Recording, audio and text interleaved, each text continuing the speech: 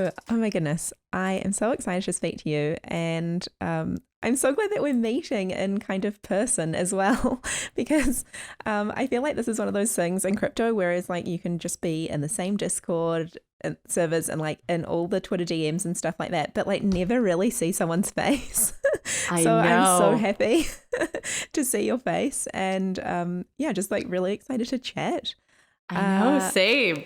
I love it. Podcast host to podcast host. My video is doing something funky where it's like it turns black every once in a while. I'm not sure what's going on there or if you're seeing that also. Okay, that's cool. The video is kind of just for us so that we can see each other, and the actual quality of the recording is a little bit different. So, yeah, you kind of like don't need to worry about it too much. But oh my goodness, I would love to just talk to you about like everything that you do, because I feel like I feel like there are so many places in Web3 that I see you doing stuff, but also I just like want to know about you, because I feel like I've been speaking to people and they're like, oh, you really need to speak to Chase, like you two would get along so well. I love that. Oh my goodness. And likewise, And actually, we definitely are in the same circles of people who keep recommending each other to each other, which is only a good sign. That can only mean good things. Totally. But like, what were the dots that kind of came together that led you to crypto? Yeah. Oh my goodness. So I was working in marketing actually and doing sort of like data analytics. And it just felt kind of weird that people didn't own their data. Like there were these companies like Google and Facebook that were basically making money off of people's data. And so at the time, crypto was sort of being proposed as this like perfect solution. This was in like early 2018. And crypto is being proposed as this perfect solution to the data ownership problem. And so I started thinking about it from that angle and thinking about how you could architect these systems where people actually own their data. And of course, like completely fell down the crypto rabbit hole from there, because there was so much other cool stuff that you could do. And so, yeah, I started getting more and more involved in crypto and Web3. And then like way deeper down the rabbit hole when I got involved with She256. So I signed up for that and got a mentor who was awesome and who I ended up co-founding a company with, which is now Decentology. So yeah, so then I sort of got like looked around and I was like, oh my God, it's all crypto from here. And so that was, I fell down that rabbit hole very quickly. But yeah, I've been exploring and playing around in crypto ever since. Oh my goodness, that must be the best She256 mentor-mentee story, like in the history books. That's incredible. So what is that? What is that startup? Yeah, so it's called Decentology. We're doing developer tooling for a bunch of different layer ones and a couple side chains. So we support Ethereum, but we also support Flow, Solana, Polygon, Avalanche, all of those different layer ones and side chains. And we're really focused on enabling composable crypto applications. So basically this idea that like what APIs did for Web 2, composability will do for Web3. We're able to take all different functionality and piece it together in new and interesting ways. So even when you think about something like charged particles, if you're familiar with that, basically NFTs that can have interest-bearing assets, like that's a composability play. And so there are a bunch of interesting different mechanisms that you can play around with around composability, but we're really focused on building an ecosystem of different contracts that can be composed into a bunch of different applications in interesting ways. And so yeah, it's been really fun, and we're continuing to build out that ecosystem to make it super easy for developers to build all different types of interesting applications that just sort of like haven't been able to exist prior to Web3. So we really think it will do what APIs did for Web2, in the sense where like if you wanted to build a standard web application prior to something like Twilio or Stripe, you had to build out those functions, and that was like a really big pain. And so we think that composability will fix a lot of those things in Web3. Yeah, and I also am so interested because this idea of, you know, your kind of professional work, I would say, on one end, and then in like a Web2 world, that would be, yeah, your work, and then you would have like the social element of your being. And I feel like as well as this, you like the social element for you in particular is really interesting. And so as well as working on that, what are like a bunch of the kind of DAOs and communities that you're involved with?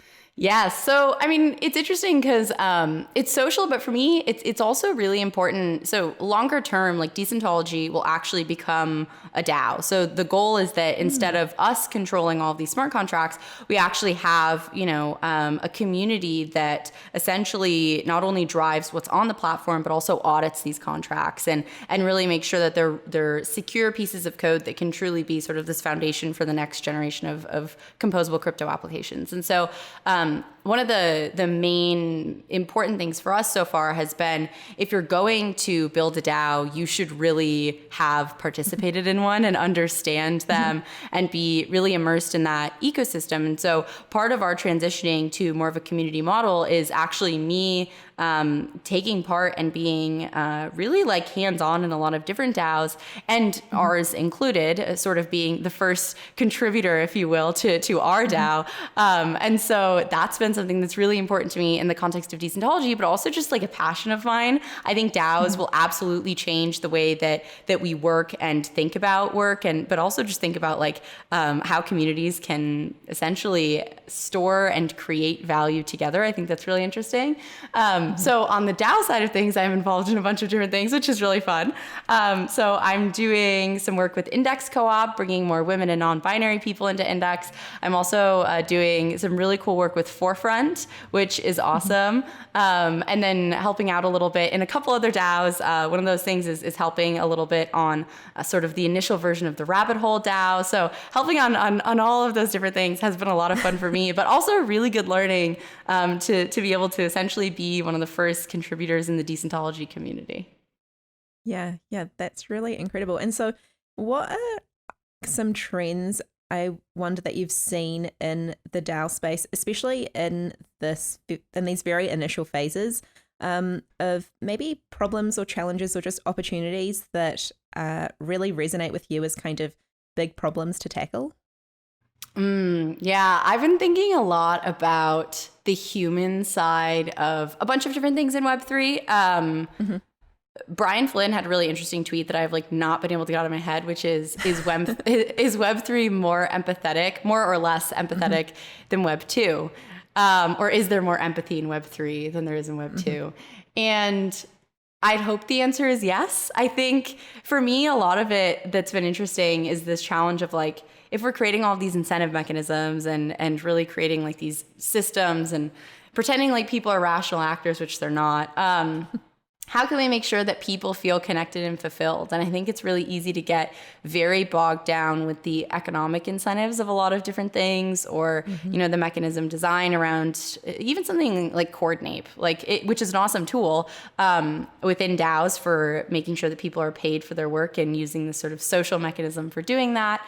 But I think it's also very easy to forget about the human side of things. So I've been thinking a lot about how to make sure that human connection really is something that we really build Web3 around, not just sort of like ignoring it. And I think that's a big question mark. But I think if we think enough about it and we build with that in mind, there's probably going to be a much better future ahead, or at least I hope so.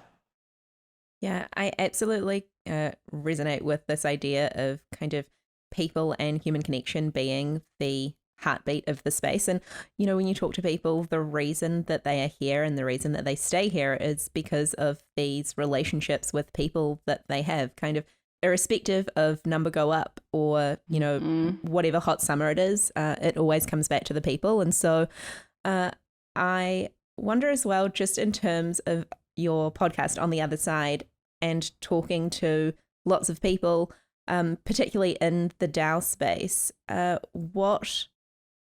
just wonder how those relationships and experiences with people when you're working on something like a collective mission, how that maybe differs to past experiences that you've had, just so people who are maybe like participants or observers can kind of understand what it's like, because I think it's like, personally for me, it's been really novel, like a really novel experience to, I think you just like mentioned the other day on Twitter, like this idea that people who vibe together like end up building together. And that is so novel for me and really magical. But what are those relationships look and feel like for you? Yeah, that's a really interesting question. I think to me, one of the most interesting aspects of working with people in DAOs has been this really open and collaborative environment. I think, when you're traditionally working with people, everybody sort of has, even if it's not stated, even if it's like implicit, a hierarchy of who sort of drives what and, what the power dynamics are and all of that kind of stuff. And I think like to some degree that exists in some DAOs, but I do think that the open and transparent nature of DAOs in a lot of ways is quite a different model in that a lot of what my experience has been so far is, you sort of just put stuff out there and see who thinks it's interesting. And then you sort of, whoever thinks it's interesting and whoever put it out there, collaborate together on it. And I think that tends to be this really interesting process of almost like self-selection, where you end up working with the people who you just align with in a lot of ways.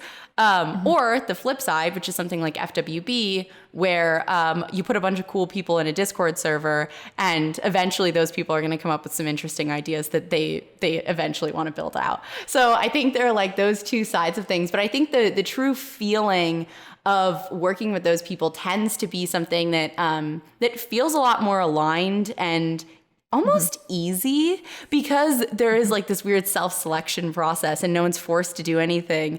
But it also feels a lot more open in terms of ideas, I think, because you can't, and I had a tweet about this the other day that was like very much inspired by this type of thought process, which is, in a lot of corporate like cultures, there's a lot of complacency because people don't have the power to change things. But when you have an idea in a DAO, if you put together a proposal and you collaborate with people who are also passionate about it, odds are you can build that out. You might get feedback from the community saying, hey, this does or doesn't make sense, but you can basically do it. And so there's this sense of almost control over the future of where the project that you're working on is going that I think feels really just different from, more traditional corporate cultures, which I think is super, super empowering.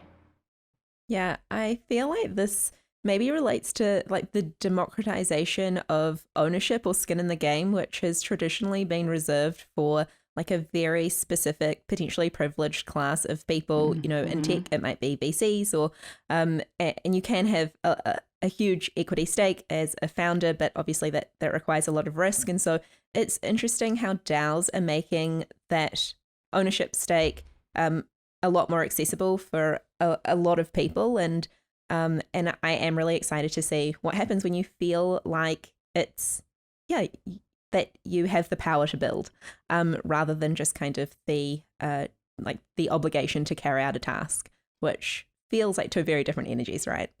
Oh, 100%. And I think that feeling of ownership, like when I was first getting into DAOs, I did a lot of thinking about the like psychology behind the feeling of ownership.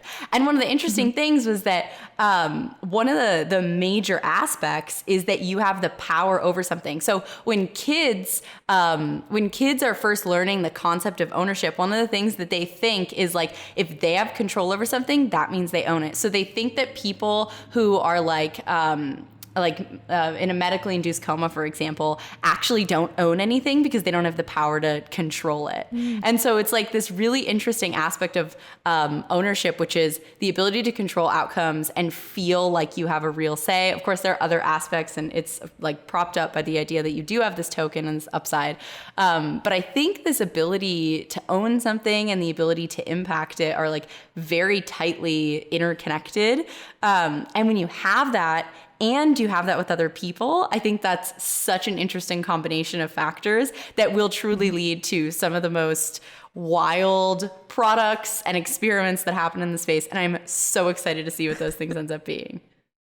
Yeah, I think I'm really just excited for the kind of imagination and creativity of what emerges from like the DMs and the Discord servers of just like random chats. Yes. Oh my gosh. That's what's like amazing to me too, is that you can, and Forefront actually is an amazing example of this, because Carlos is someone who just like acts, and he is one of the most, I think, underappreciated people in the DAO ecosystem when it comes to like, you know, everybody says behind a lot of these communities are like people who basically are operators and really getting things done. And Carlos is one of those people. But he's an example of someone who within Forefront has really instilled this idea that if you have an idea, we will run with it. If people like it, like we will get it done, to the point where someone says we should have a birthday party for Forefront, and then it's instantly something that we actually put together and we do this whole thing around. So I think that's one of the coolest things about DAOs. And I think it's definitely, you know, different across different cultures. But the way that someone can have an idea and then we can actually start executing on it almost immediately, to me,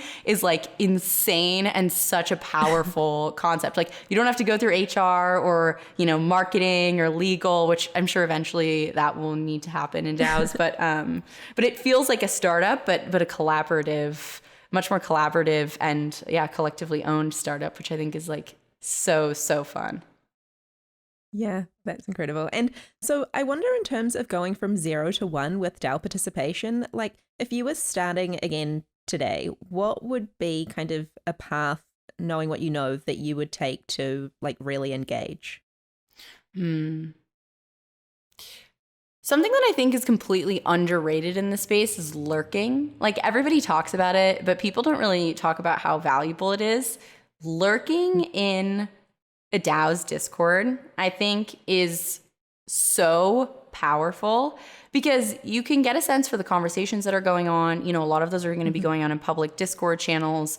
You can get a sense for what working groups exist within DAOs. And so I think that's sort of step number one, is figure out what DAO you actually might be interested in by lurking a little bit. And then every, you know, DAO has different onboarding processes and things like that. But something that DAOs like Index Co-op really encourage is they have a fantastic new joiner process. They've done a really good job there. And they're constantly improving it, but they have you actually join like working group calls and start to get a sense for where you might be able to start stepping up. And I think the really interesting piece here is that once you understand what's going on, you can maybe not easily, but it's very like feasible to start mapping out where you can add value and stepping up. But to get to that point, it takes a little bit. So I think being like a scribe or doing something like that is super useful. I think you've even done like, you've written notes and shared them on Twitter, and like that value is massive, and people share that in the community. I'll every once in a while, something notes that you've written up will pop up in my Twitter feed like a month later. And I'm like, wow, that's insane. Like the fact that kind of value is being provided and referenced later. So I think, you know, being a scribe and things like that as you do this sort of lurking process is super useful. As a side note though, something that we're working on for Index Co-op and that I'm super passionate about in general and want to make sure we do a good job with at Decentology is that like the confidence gap between men and women, for example, to getting to the point where you contribute is a challenge. And so I think we're still working on ways to go from, okay, you're lurking, you sort of know where you might be able to add value, to like, you're actually going to do something or you're actually going to say something.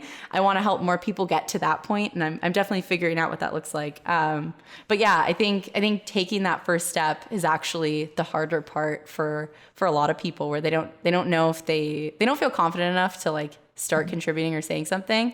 And I hope that we can work on fixing that. We'll see.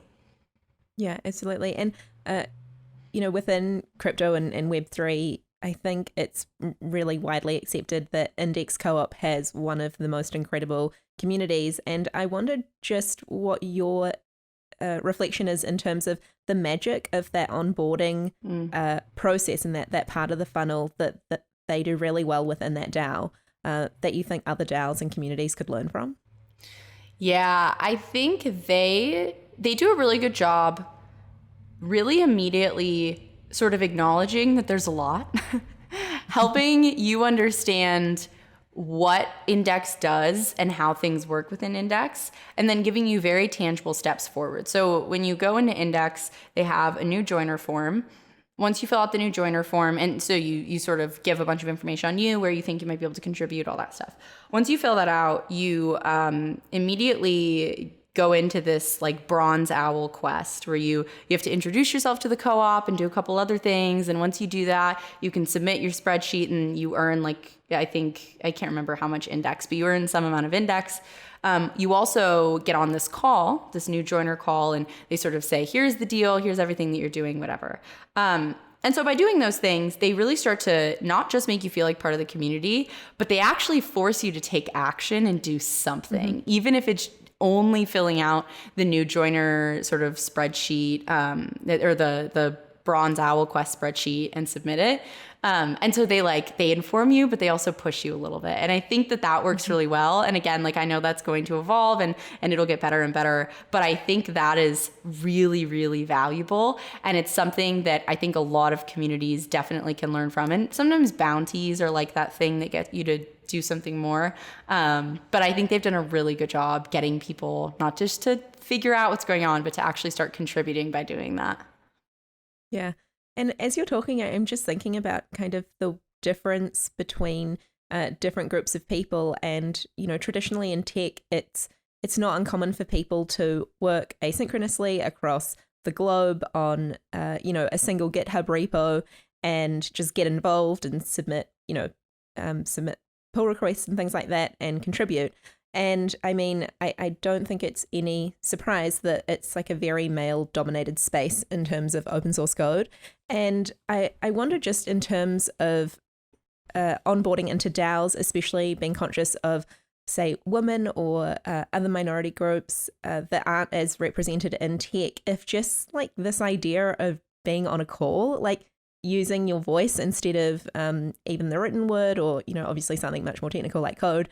And then again, like video calls, I know that in a few of the communities that I'm in, like things like the book club are so central to my engagement in that community. And I wonder if that is a feeling that is shared by other women in particular, that it is kind of this idea of like a fire, like a campfire that you can gather around, and that really resonates. And just this idea of conversation, you know, I don't know if this is also like traditionally like a very female trait, that women come together and talk.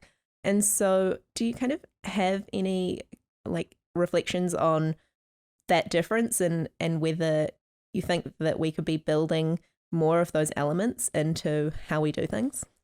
Yeah, that's really interesting. What initially comes to mind, and this is almost a tangent, but what initially comes to mind is when I'm thinking about most recently about a lot of the things around empathy, some of the most interesting aspects to me are that one of the best ways to build empathy is actually to have people see each other's faces and each other's sort of body language, hear tone of voice. Like 4 out of the 5 like major ways to build empathy are actually related to seeing someone or hearing someone. Totally. I'm like sitting on my hands because I'm just like so many snaps. Like, yes.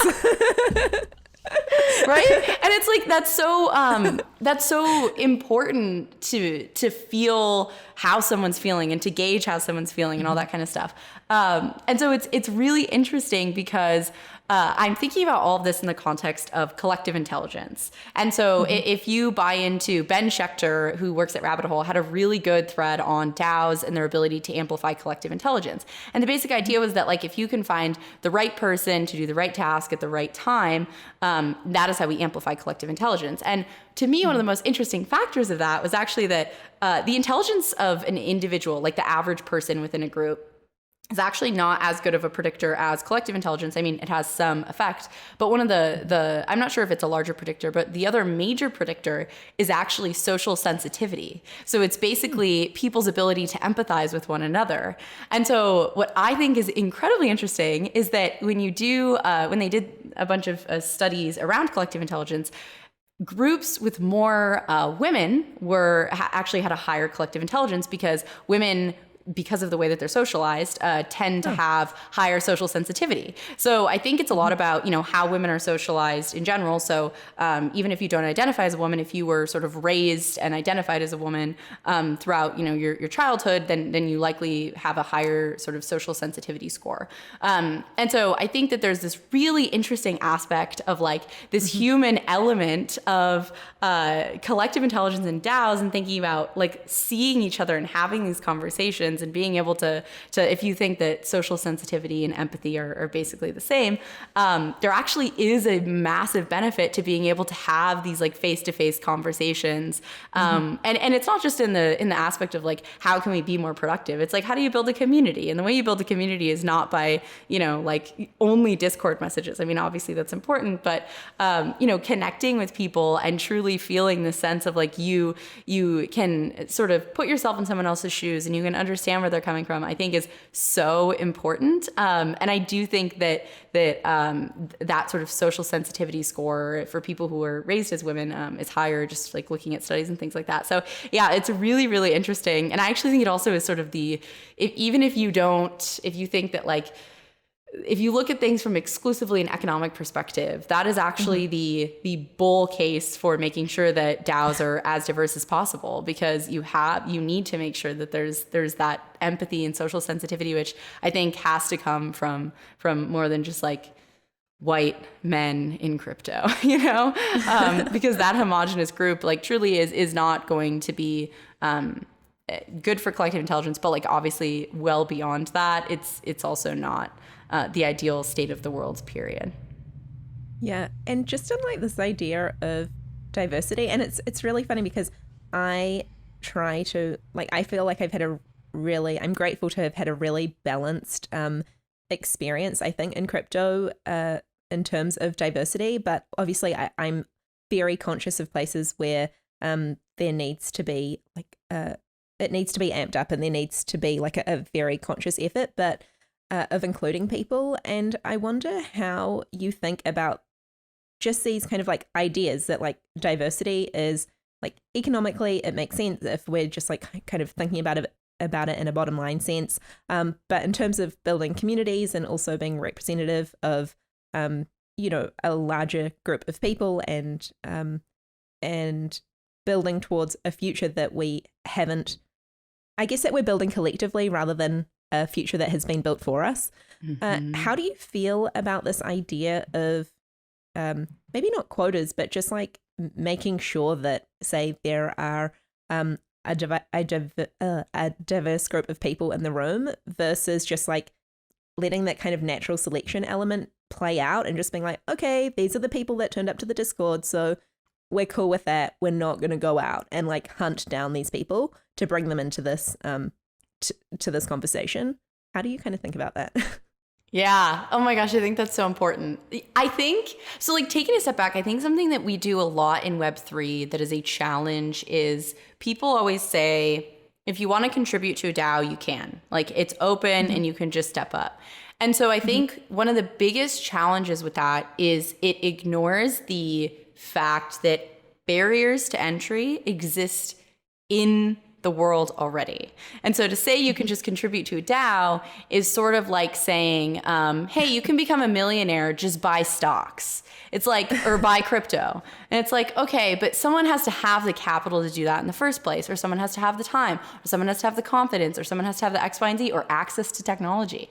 And so I think the challenge that a lot of people in crypto aren't understanding fully is that Web3 will become this like massive sort of world that we live in. But if it is completely like just adopting all of the barriers to really like participation that Web2 already has, which it's going to if we don't actively think about these things, the same people who currently own and control most of Web2 are going to own and control most of Web3. And so that is, I think, a massive challenge.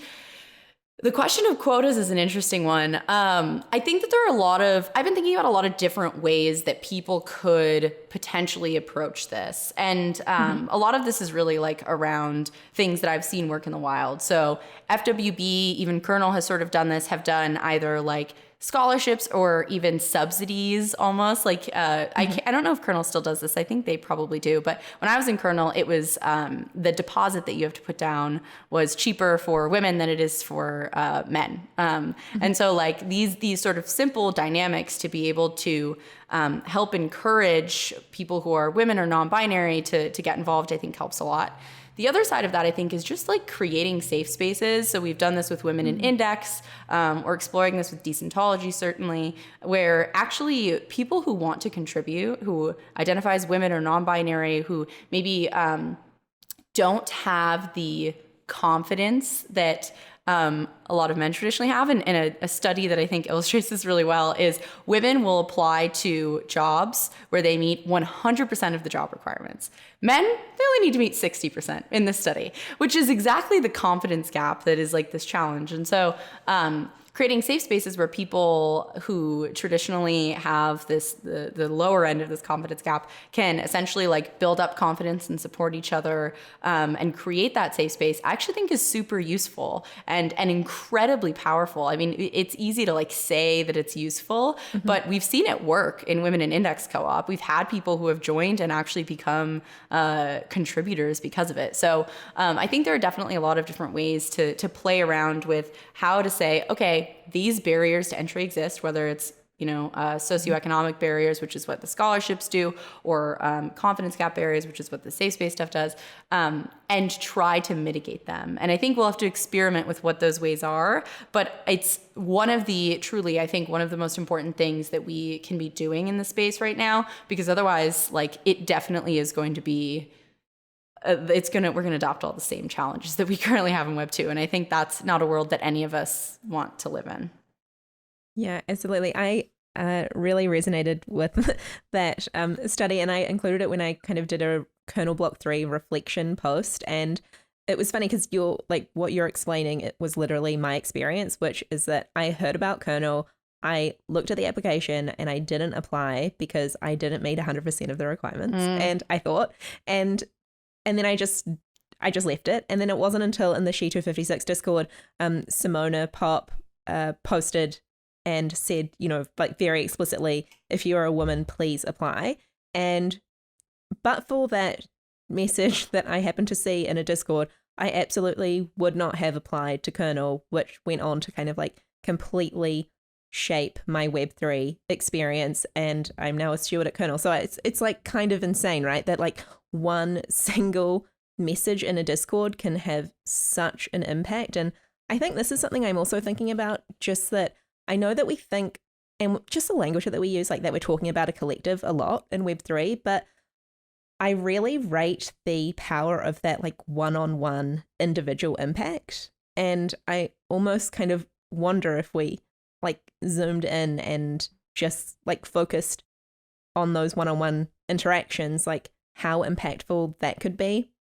And I guess I also just like wonder if there is like a potential when you're thinking of a collective, like to do a lot of, thinking and to not say take action as much or things like that. And so I wonder just in terms of like, individuals who have been, played a really kind of important role in your journey over the last couple of years. And I'm sure there'll be too many people to name kind of as is the way in crypto, but if there are kind of, people in particular that you just like love to shine a light on, then I would love to hear who they are.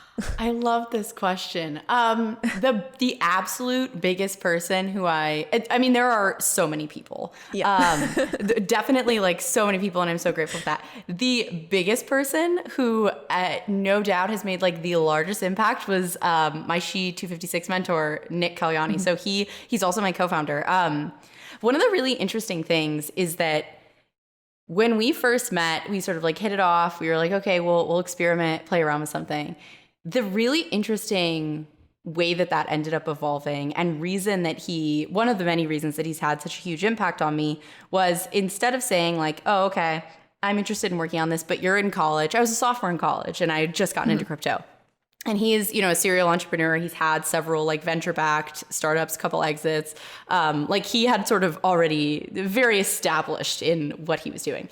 And instead of saying like, hey, I'm going to start this company, you can help, he said, hey, we're going to be co-founders. Like and I'm going to show you the way.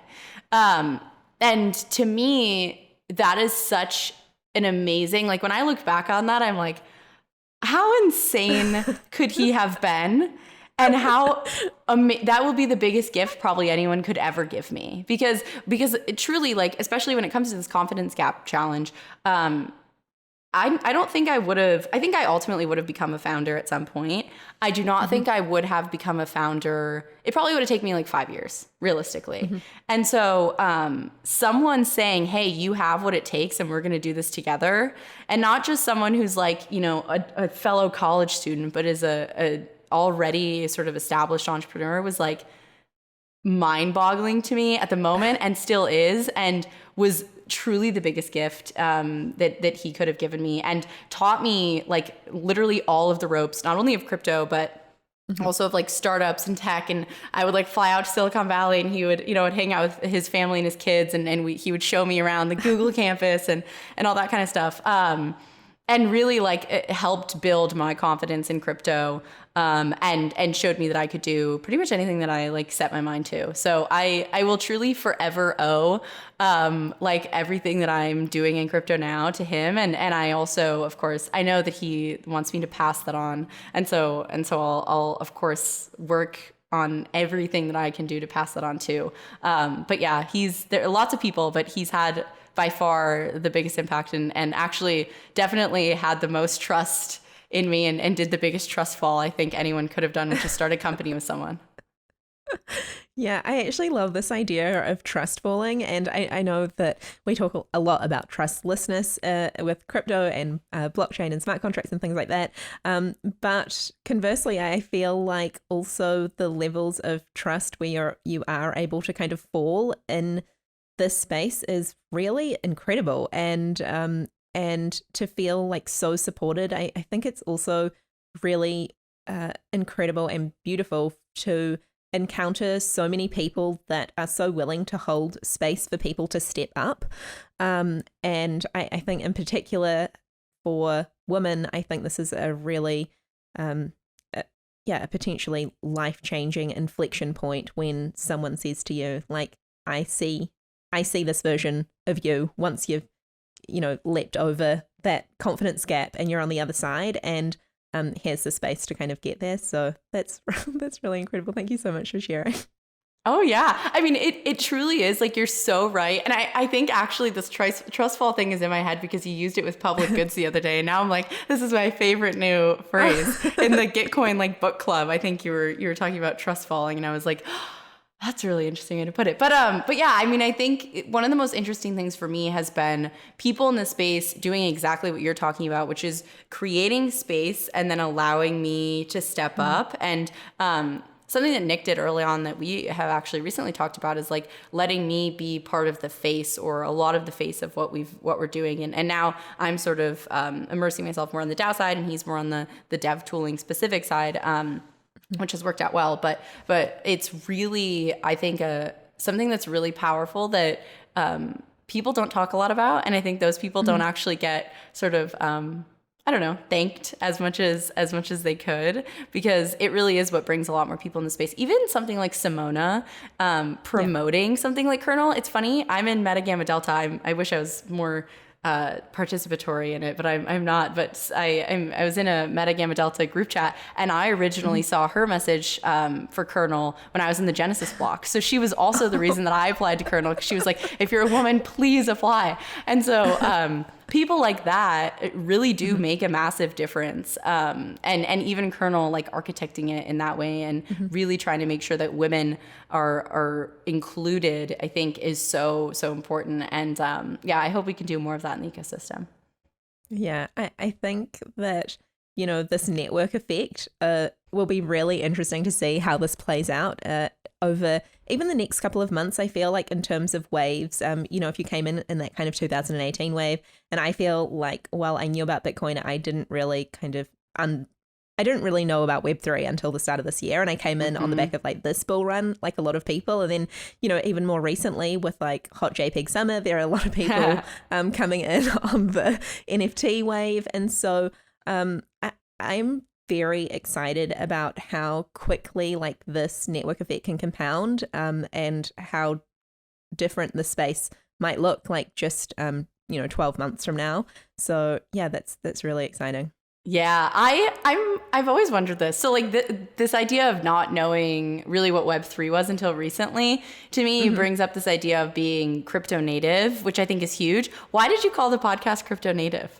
this idea of crypto native for me that I kind of really resonated with going through Kernel was just this idea that you can be crypto native no matter what the externalities are, just kind of based on your internal sense of belonging. And so I guess my like intention with crypto native was to talk to like a breadth of people and to just show that like to be crypto native, it isn't to tick any boxes. It is a completely subjective internal metric that is defined by your sense of belonging. And rather than, I guess, like coming out of this like very like credentialed, like externally signaled world that we're in and moving more towards this place where, yeah, we're focused on community. It's like a lot of vibes, all that sort of stuff. And so, and then kind of I just felt like once you understand that, you are crypto native. And then obviously there's like on top of that, there's this like layer of first principles thinking, which is like, you know, think we do things differently here. And what does that look like to talk to the people who are thinking about things in a way where you kind of come in with the knowledge that you've had, but also with like a very expansive view of what's possible, which I think is like a very crypto native way to look at things. That's really interesting. That is the best definition for being crypto native I've ever heard. And it's almost meta because by listening to the podcast, you become more crypto native by feeling like you belong more because you understand those things more.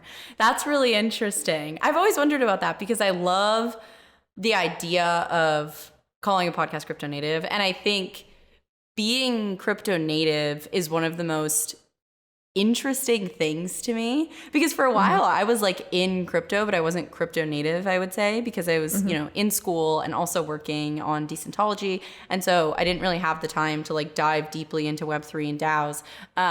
And so, well, not DAOs at the time because they weren't as popular as they are now, but whatever the DAO equivalent was at the time, which was sort of DeFi last summer and all that. But what I think is interesting about the idea of being crypto native is it does sort of feel like once you are crypto native, like everything just looks different. Like I keep saying this, but it feels like you have on VR goggles because you're like, oh my God, the world is so different. Like I don't even like paying for things that I don't get ownership over anymore. Like that's kind of ridiculous. That should not be how my brain is being reprogrammed. But the idea that like belonging is actually what defines truly what being crypto native is, I think is truly the best definition and also just a powerful one because it means that you can be crypto native on your own terms. And that's like so much more interesting. Yeah, I think as well, just like in terms of like what it means to be native to a physical place is just for me like this sense of belonging and home, which is like now I don't know if you relate to this, but like when you are say on a Web 2 platform, like a social media platform, you're there, but like when you jump back into a crypto Twitter or a Discord server, you're like, oh, I'm home. Yeah. You like kind of get that like kick off your slippers vibe. And yes, that resonates deeper than it should. Truly. And so I think this idea is just like if you are crypto native, if you feel at home here and that is the extent of it. Like there are no thresholds, there are no kind of like higher bars to reach. It is just like where you feel your home is. I love that. Yeah, I think that's so powerful. And it really is like that. It goes back to this concept of ownership and what it really means to be someone who can sort of take initiative and shape the future of things. Like I think belonging is such an important part of DAOs and like the crypto ecosystem as a whole. I don't know how that's going to change as the ecosystem evolves. I think we'll probably always have communities where we feel like we belong. But I so agree. And I think like the concept of really owning communities, not just because you own the token, but because you actually feel at home in them is, and what better way to make people care about the future of something than to make it feel like that's their home, you know, like you don't, that means that we don't want Web3 to be this like wasteland of incentive mechanisms and like garbage. We want it to be a human place that does feel like home. And I think that's like such a good way to look at it and a good future to build towards, honestly. Yeah, absolutely. I feel like we are coming up on time and we haven't even like touched on like, I think this idea of governance in particular, which I would love to kind of get your take on. And I know that you're thinking a lot about in terms of how DAO governance evolves. just kind of based on, yeah, what is crypto native versus like what is worked outside of the crypto ecosystem and how that looks. I wonder, in terms of governance, what is the kind of stuff where you feel like that's a really hard problem and you find yourself thinking about it a lot? My thinking on governance has evolved a little bit in interesting ways. And I think one of the most underrated aspects of governance is the notion of a working group or a pod or a work stream or whatever you want to call it. So like taking a step back, I think one of the most interesting challenges is more people vote in like, I can't remember what year it was, in like the height of American Idol. More people voted for like an American Idol person than the US elections that year, which to be fair, like people outside the US watch American Idol. I have no idea how accurate that statistic is, but I like found it online when I was thinking a lot about these governance challenges. And what that really illustrates is that like people don't care about a lot of things and they don't care to vote. People want to be entertained. And so one of the biggest challenges now is like governance is just challenging, period. And, you know, getting caught up on the context that's required for voting and all of these different things, and making sure that even someone who proposes any sort of like initiative within a DAO has the context that's necessary to even do so. Because you don't want like random people, or not random people, but people who don't understand what's already been done and why things are the way they are to just come in and be like, hey, we should do this thing. Because that's sort of not effective and it's probably not going to be the best idea for the DAO. At the same time, you don't want people to have to be leaders to propose stuff. That's not really open or accessible. So I was doing a lot of thinking on how we can make that better. And it felt like the natural evolution of that. And a lot of the answers that people like Julia Rosenberg, who's amazing, who's doing really cool stuff with Orca protocol. Scott Moore from Gitcoin talks a lot about this and has shaped my thinking on this. It's sort of proposing this idea of like working groups or work streams or pods in the case of Orca, but basically just smaller groups of people who have a limited scope that is very well defined, or at least kind of well defined, who have control over that specific function of the DAO, let's say. And so by doing that, you actually have like a much better way for people to not only get themselves caught up on context, because this working group is very specific, but also like make sure that the right people are thinking about the right problems. So I've been thinking a lot about how that scales and what that looks like, and are those the equivalent of teams and companies, and how much can corporate governance be sort of taken and applied here. I think an interesting question is like, what are executive strategic teams looking like and how much power can they have? So I've been thinking a lot about that, but I think working groups, work streams, pods, whatever you want to call them, I think we just need a universal term. It's just a side note. Like it's very confusing to just name all of them all the time. But I think that's like a super interesting aspect that I've been exploring a little bit more, that I'm still thinking on, but I think it has some really powerful implications. Yeah, I am definitely interested in how this plays out. And I think it will hopefully unfold organically, in the sense that as more DAOs implement work streams or working groups, then it will become recognized as like a way to really move forward and take action and get things done. But definitely I think in terms of the hierarchy and that executive/management role, I have no idea how that will pan out. And that is, really interesting and something I'm totally here for. But DAO governance is definitely one of those things that could easily keep you up all night. Oh, yeah. And I'm also, as just like another side note, I know that right now something that's going on within some of these things is like, how do you have KPIs for these different initiatives within DAO governance? Which I think is important. But I personally am doing a lot of thinking, and I'm actually quite skeptical of tokenizing KPIs. I think that's a very scary rabbit hole that is going to be very hard to get ourselves out of if we go down. And so, I've been thinking a lot about that. I think there's some interesting, I don't know, I need to think more on it, but I think there are some really interesting implications of that might not be great. Yeah, I totally agree. Like this idea, I am just texting someone and to like push for 5 minutes because I just like desperately want to talk about tokenizing everything. I'm like, oh no. So yeah, this idea of like tokenization, like I guess this is the thing, which is maybe it's not the thing, but to someone with a hammer, everything is a nail. I feel like in Web3, we have these mechanisms that we haven't had before. So we're like, wonderful, we have tokens to incentivize. Let's use them everywhere in each different, in each scenario, potentially fundamentally like the exact same way. And then, what are the implications of doing that? And like, do you just like drive in a direction and you can just reverse out of it, or you drive in a direction and like there's no way out of it? That is exactly what I am a little bit concerned about. I think that we need to be incredibly careful about dopamine in Web3. And I think the interesting thing about money is that it combines dopamine hits and the real world. So like one of the most interesting aspects when you think when you like talk to anyone who's sort of like involved in the world of like designing games or thinking about that type of thing, one of the most interesting aspects of games is that it's a play world, except for the fact that when you need to buy things in the world, or when you can sell something like a skin that exists in the gaming world outside of it, in the same way that like Axie Infinity has allowed people to take game value and make that real value where you can actually support your family, for example, it becomes much more real to people. Like the game becomes more real because it can become your livelihood.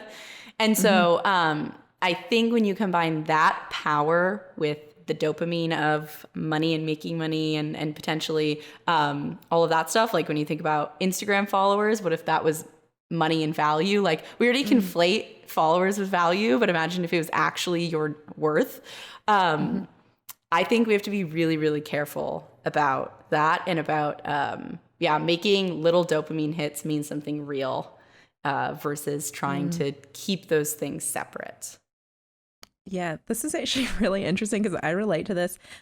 So I've been in e-commerce for like the last 10 years, and just this idea that when you log onto your Shopify dashboard, and this is essentially like how this would play out for individuals, but as a business owner, like you log onto your Shopify dashboard, and whether you make like $1,000 in a day or $10,000 a day or $0 in a day, like can have really substantial psychological and emotional effects. And it is a lot to get a handle on, to even detach yourself, as a founder from the revenue of your business, and then to think if that is there isn't even that level of detachment, like it's you are the business in a sense, and it's your follow account. Someone I think mentioned this in terms of this idea of turning value into money for literally everything, and just like looking to say child stars in entertainment. And, especially social media now, I know that there is like a completely different generation on TikTok who do have access to a mechanism that allows for them to turn an audience into value, and what the very short-term and long-term effects of that are on someone's, like an individual psyche. I definitely don't think we're talking about this enough. I mean... Yeah. No. And the interesting thing is that like, you don't actually build good TikTok content usually from maximizing for profits. Like the best example of this is like, even with me starting my podcast, like I didn't start that, and I don't have sponsors, but like I did it because I was like, okay, I need to start talking about crypto, and I don't want to tweet. So I'm going to do something that's much more natural to me, which is talk to people. And so like, and then I started to go down this rabbit hole of like, ooh, but the human side of things is very much like my interest and blah, blah, blah. And so like doing things that you love is a much better way, I think, to get these outcomes that people are reaching for in the first place, which is building an audience, whatever that actually means. And so it's interesting because like, I actually think there's going to be a lot less value and goodness in the world created if we are just maximizing for token prices all the time. And so it's like one of the most important things will actually be not just for our mental health, but even for like just making more goodness in the world, that we do not conflate those two things. I am very hopeful that someone will work on this at some point, and I do not know what that will be, but I think that there will be a way to hopefully disconnect these two things, which is really like money and then everything else. But I don't know how that's going to work yet. I still have to like, this is something I'm definitely still thinking about. Yeah, I'm like visualizing it, and to me, it kind of feels like extracting money from the middle of like some circle rather than, and yeah, I don't know, but it's really interesting in terms of like just like the value of money in the real world as well. Like in terms of like you can be in the metaverse and it can be fun. You can be on the Discord, but like if you come back out to the real world to pay for food, to pay for rent, like to pay your taxes, like there are very kind of real, there are realities associated with being alive in the physical world until we're kind of like all hooked up to the Matrix or whatever. And so and so I definitely wonder how that will play out. But I would, yeah, I kind of want to wrap up there and then just like think about this for the next couple of days because I think that's really impactful. And oh my gosh, this has been so fun. And I'm so grateful that I finally got to see you. Yes, I love it. We definitely, we'll have to do some sort of follow-up session on this or on my podcast after we've thought about some of these things, and we'll figure out where to go from here and how to decouple those things. Amazing. Thank you so much, Chase. Yeah, thank you. I'm so glad we got to chat, and I'm sure we'll chat soon.